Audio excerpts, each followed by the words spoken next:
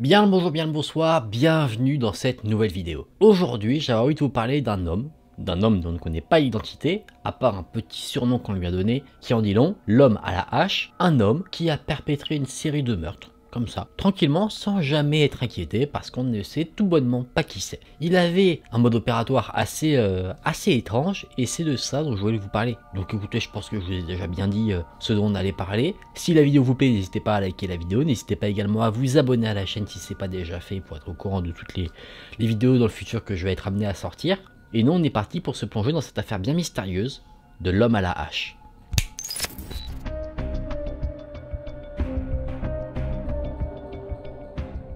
Alright.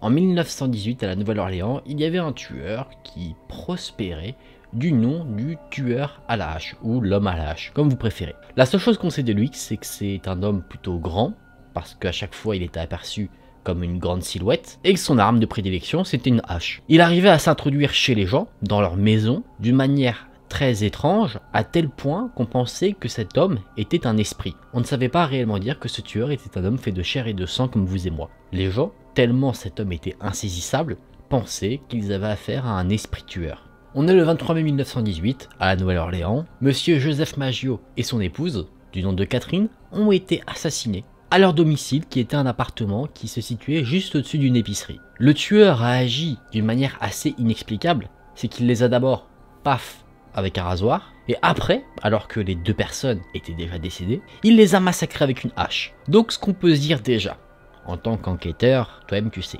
c'est que cet homme est quelqu'un de très violent s'il massacre les gens à la hache une fois qu'ils sont déjà morts. L'homme bien sûr s'était enfui, du coup on ne l'a pas arrêté. Et pour vous dire à quel point c'était violent, c'est que les têtes des victimes à qui on avait tranché la gorge étaient quasiment détachées de leur corps. Et là, petit cheveu dans la soupe, c'est que le mari, Joseph, quand les secours sont arrivés, il n'était pas mort. Mais malheureusement, il n'a pas eu le temps de décrire l'agresseur parce qu'il est mort suite à ses blessures. Bien sûr, il se passe un truc comme ça, les gens se disent pas c'est cool. Il y a une enquête, les policiers arrivent sur les lieux et ils décident d'investiguer un petit peu, savoir ce qui s'est passé. Les policiers font une découverte, notamment sur une possible entrée du tueur. Ils remarquent effectivement que la porte arrière de la maison avait été découpée et qu'il y avait des vêtements tachés de sang, des vêtements qu'ils soupçonnent appartenir au tueur. C'est-à-dire que le tueur serait rentré par la porte arrière en découpant la porte, il aurait commis son crime, il aurait été taché de sang parce qu'il a fait gicler du sang partout, il est ressorti et il s'est dit mince, je suis sale, j'enlève mes fringues. Les policiers trouvent également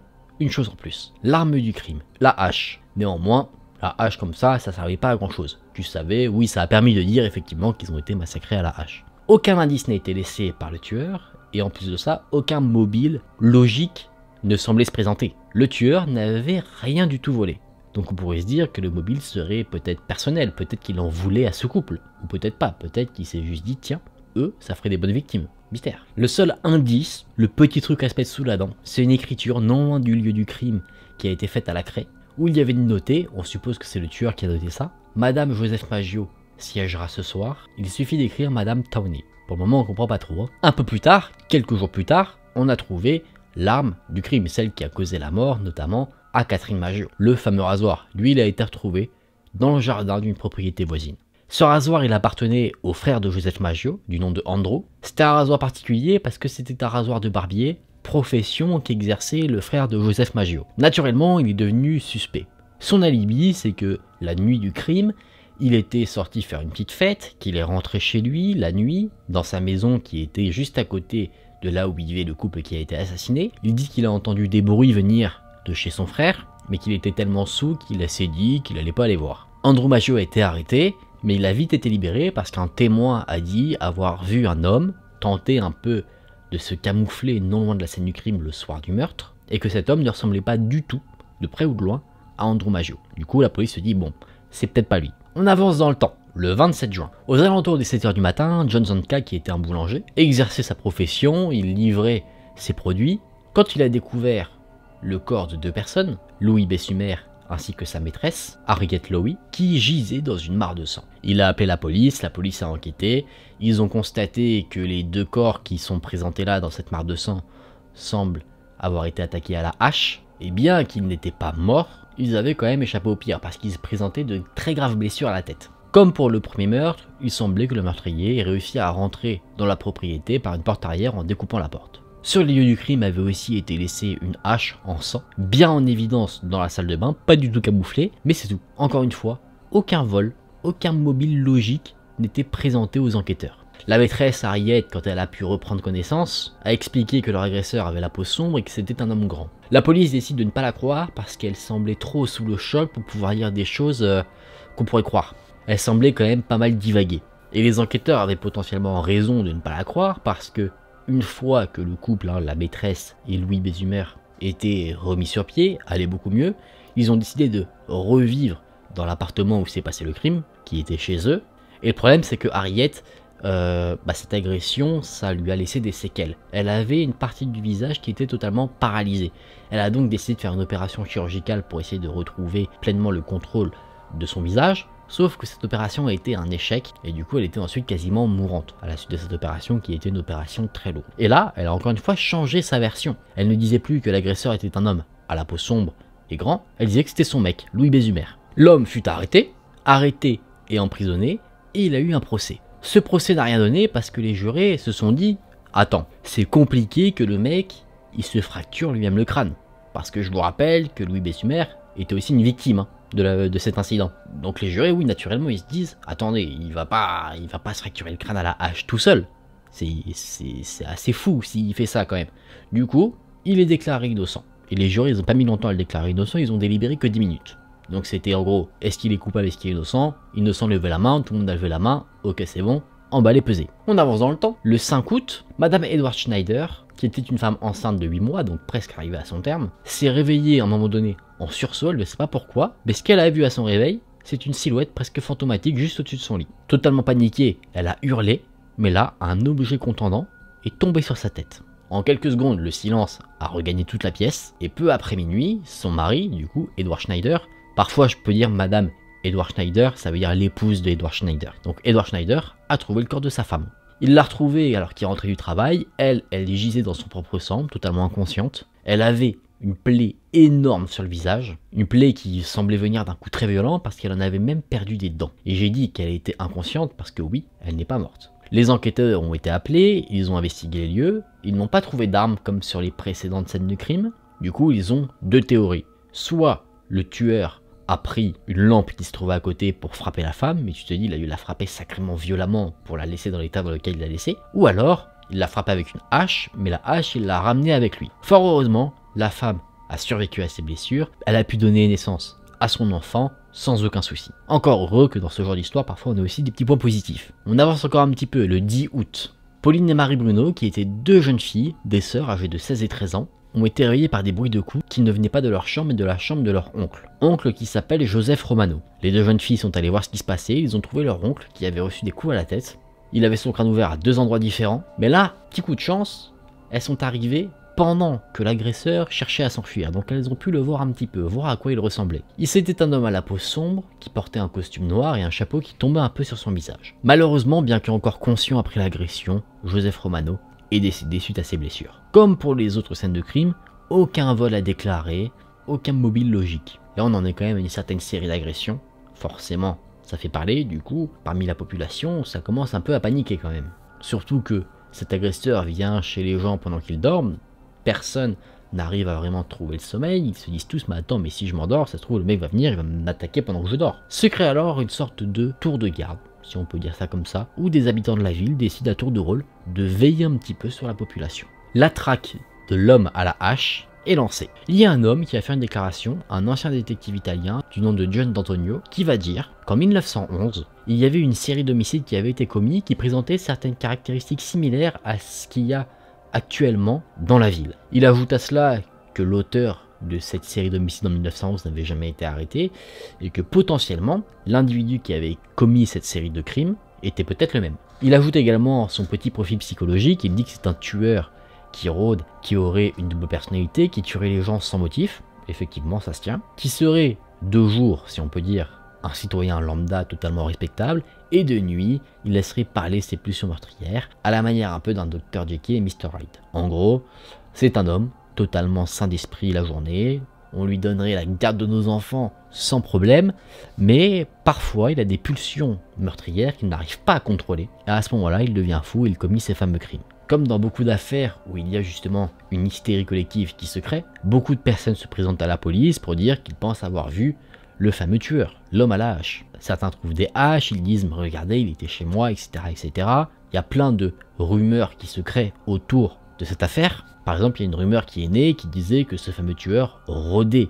dans les rues déguisé en femme. On dit par exemple qu'un 21 août, un homme a sauté une clôture, qu'il était armé d'une hache, donc naturellement, vous voyez, ça participe au développement de cette hystérie collective. Et ça participe tellement que les policiers commencent à se dire que peut-être la peur fait dire des bêtises aux gens. Ça les fait voir des choses qu'ils ne verraient pas forcément en temps normal. Par exemple, tu vois un mec qui a un manteau noir, tu vas dire mon Dieu, mais c'est lui, alors qu'en fait pas du tout. C'est juste ton voisin. Et vous voyez, il y a eu plein de témoignages comme ça, de personnes qui pensent avoir vu l'homme et tout. Si on se dit que toutes ces rumeurs sont vraies, donc ça veut dire que le tueur à la hache aurait eu plein d'occasions ratées, bah du jour au lendemain, l'homme a disparu. Il y avait toujours quelques petits témoignages par-ci par-là, mais cette affaire s'est un peu éteinte, si on peut dire. Plus grand monde commençait à en parler, on n'avait plus retrouvé forcément de corps qu'on pourrait lui associer, donc c'est comme si en fait cet homme s'était volatilisé, qu'il avait mis fin à sa série de crimes macabres. Mais une nuit, monsieur Giordano, qui était épicier, a entendu des cris venir d'une maison voisine. Une maison qui appartenait à la famille Cortimiglia, et où il s'était passé quelque chose qu'on pourrait qualifier comme crime de l'homme à la hache. Comme si, là, sur cette famille, il venait d'indiquer qu'il était toujours en vie, toujours présent et toujours prêt à faire plus de victimes. L'épicier s'est rendu du coup chez la famille, et il a trouvé dans la maison Rosie, la mère de famille, gravement blessée à la tête et qui tenait entre ses mains sa petite fille décédée. Derrière elle, il y avait son mari qui gisait sur le sol, qui lui était dans une mare de son propre sang. La famille a été emmenée à l'hôpital, ils ont été pris en charge, et encore une fois, les enquêteurs se sont rendus sur place. De un, ils se sont dit, mince, on pensait que cette affaire commençait à être classée, et là, bah, on doit reprendre du service par rapport à ça. Donc ça veut dire que cet homme n'est pas mort, il n'a pas arrêté, il s'est pas enfui, il n'a pas quitté le pays, il est toujours là. Et de deux, il bloque encore, il bute en touche, parce que, comme pour les crimes précédents, il n'y a pas d'indice. Mis à part l'arme du crime, la fameuse hache, et une porte arrière qui avait été découpée. Les enquêteurs ne savent pas comment avancer, ils se disent qu'ils ont en face d'eux un homme organisé, qui sait ce qu'il fait, un homme fou, qui plus est, qui a une passion pour le meurtre. La terreur qui commençait un peu à se dissiper se redéveloppe énormément, parce que là maintenant les gens se disent que ce tueur peut aussi s'en prendre aux enfants. Du coup, on repart un peu dans la même période de terreur qu'on avait juste avant, c'est-à-dire les gens qui pensent voir quelqu'un qui serait le tueur, etc., etc. Et là, l'affaire va avancer un petit peu. On va avoir des éléments, mais ça va pas permettre de la résoudre. C'est que la mère de famille, une fois qu'elle est remise de ses blessures, elle parle. Et ce qu'elle dit, c'est encore quelque chose d'assez fou. Elle dit que la personne qui l'a attaqué, c'est ni plus ni moins que l'épicier qui vivait à côté, qui l'a retrouvé, ainsi que son fils.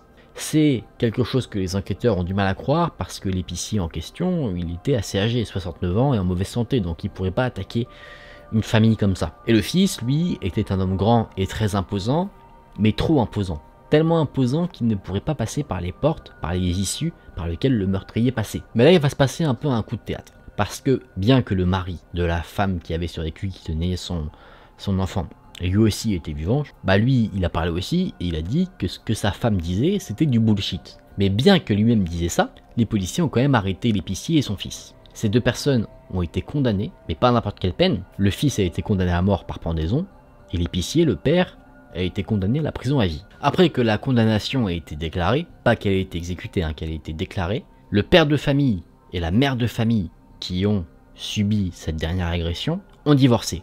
Parce que le père de famille ne pouvait pas se dire qu'il allait vivre comme ça encore avec une femme qui mentait. Et effectivement, peu de temps après ça, la femme a avoué qu'elle mentait et qu'elle a dit ça par jalousie. Fort heureusement, tout ça a été entendu avant que la sentence ne soit appliquée, la sentence à mort et la sentence de prison à vie, et du coup, l'épicier et son fils ont pu être relâchés et reprendre leur vie tranquillement. Encore un peu plus tard, un rédacteur en chef d'un journal a reçu une lettre écrite par un homme qui semblait très prétentieux et qui se revendiquait comme l'homme à la hache. Voici ce que cette lettre disait. Estimés mortels, ils ne m'ont pas pris et ils ne le feront jamais. Ils ne m'ont jamais vu car je suis invisible, tout comme les terres qui entourent votre terre. Je ne suis pas un être humain, mais un esprit et un démon de l'enfer le plus chaud. Je suis celui que vous, néo-orléanais, et votre folle police, appelez l'homme à la hache. Quand je l'entendrai, je viendrai et réclamerai d'autres victimes. Moi seul sais qui ils doivent être. Je ne laisserai aucune preuve, sauf ma hache sanglante, barbouillé du sang et du cerveau de celui que j'aurais envoyé ci-dessous pour me tenir compagnie. Si vous le souhaitez, vous pouvez dire à la police de veiller à ne pas m'énerver. Bien sûr, je suis un esprit raisonnable. Je n'ai pas été offensé par la façon dont ils ont mené leur investigation dans le passé. En fait, ils ont été si profondément stupides qu'ils m'ont amusé. Moi et sa majesté satanique. Francis Joseph, etc. Qu'ils ne cherchent pas à découvrir qui je suis, car il vaudrait mieux qu'ils ne fussent jamais nés plutôt que d'encourir la colère de l'homme à la hache. Je ne pense pas qu'un tel avertissement soit nécessaire, car je suis sûr que la police m'esquivera toujours, comme elle l'a fait dans le passé. Ils sont assez sages et savent comment se tenir à l'écart du danger. Sans aucun doute, vous, Néo-Orléanais, pensez que je suis un meurtrier des plus horribles. Ce que je suis. Mais je pourrais être bien pire si je le voulais. Si je le souhaitais, je pourrais visiter votre ville tous les soirs. Je pourrais tuer des milliers de vos meilleurs citoyens à volonté, car je suis en relation étroite avec l'ange de la mort. Maintenant, pour être exact, à minuit 15, temps terrestre, mardi soir prochain, je vais passer à la Nouvelle-Orléans. Dans mon infinie miséricorde, je vais vous faire une petite proposition à vous les gens. La voici. Je suis très friand de musique de jazz, et je jure par tous les diables des régions basses que chaque personne chez qui se trouvera un groupe de jazz en train de jouer au moment que je viens de mentionner sera épargné. Si tout le monde a un groupe de jazz, bien, alors tant mieux pour vous les gens. Une chose est sûre, c'est que certains d'entre vous qui n'écouteront pas de jazz mardi soir, s'il y en a un, goûteront de la hache. Eh bien, comme j'ai froid et que je me languis de la chaleur de mon tartare natal, il est temps que je quitte votre maison terrestre et que j'arrête mon discours. En espérant que vous vouliez bien publier cela, ce qui pourrait vous convenir, j'ai été, je suis, et je serai le pire esprit qui ait jamais existé, que ce soit dans la réalité ou dans le royaume de la fantaisie. Signé, l'homme à la hache. C'est une sacrée lettre, hein. C'est très bien écrit, ça met des gros coups de pression. Après, c'est possible effectivement que ce soit un charlatan qui veut juste s'attirer un petit peu de notoriété. Bien sûr, la lettre a été publiée et ça n'a pas laissé les gens de la ville indifférents. Certaines personnes commençaient déjà à prévoir d'appliquer ce que l'homme disait, c'est-à-dire avoir un groupe de jazz qui jouait chez eux la date en question. Et bien que cette lettre assez effrayante en a terrorisé certains, d'autres ont décidé de ne pas se laisser faire. Les personnes les mieux armées de la ville, par exemple, ont décidé de diffuser des lettres dans les journaux, invitant l'homme à la hache à venir chez eux pour les confronter. Vient le jour fatidique, et beaucoup d'habitants de la Nouvelle-Orléans faisaient la fête comme si leur vie en dépendait, parce que pour eux, leur vie en dépendait.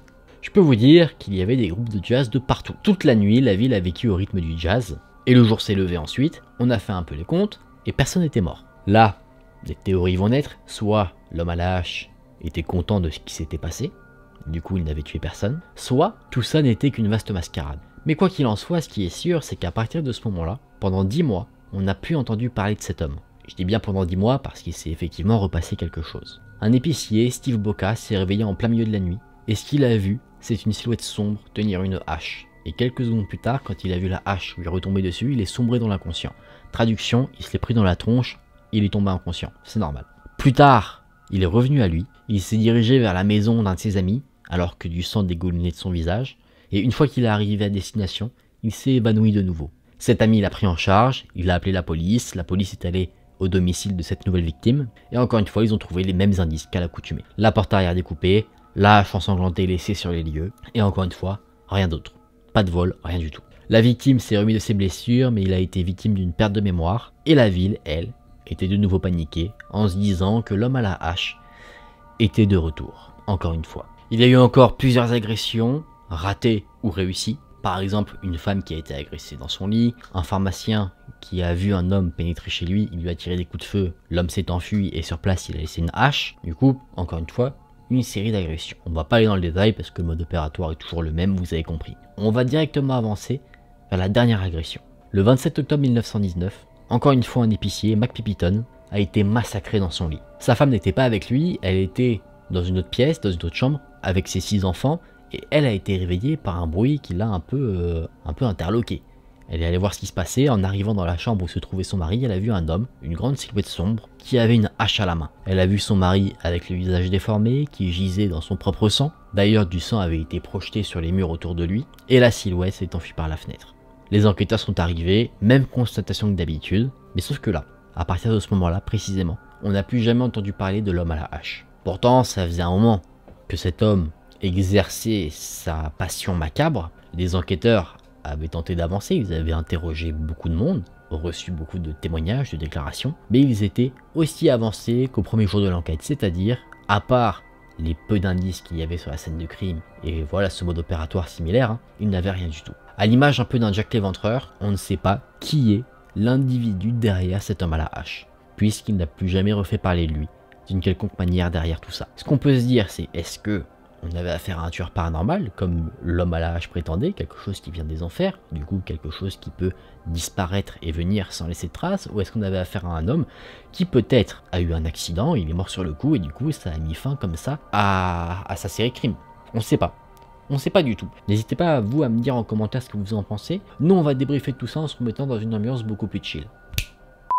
C'était une affaire très intéressante, très mystérieuse évidemment les amis, je sais que c'est un peu frustrant de ne pas savoir qui était derrière tout ça, mais justement ça fait aussi partie du mythe qui s'est créé autour de l'homme à la hache. Les amis, j'espère que cette vidéo vous a plu, j'espère que vous avez peut-être appris des choses sur cette affaire mystérieuse, comme quoi quand on pense à tueur un peu mystérieux, on pense facilement à Jack l'Éventreur, on voit qu'il y en a d'autres et qu'il y en a une bonne flopée quand même. Si vous avez apprécié la vidéo, n'hésitez pas à liker la vidéo, n'hésitez pas également à vous abonner à la chaîne pour être au courant de toutes les prochaines vidéos. Merci d'avoir regardé la vidéo, c'était Icon, je vous dis à la prochaine, prenez soin de vous, salut!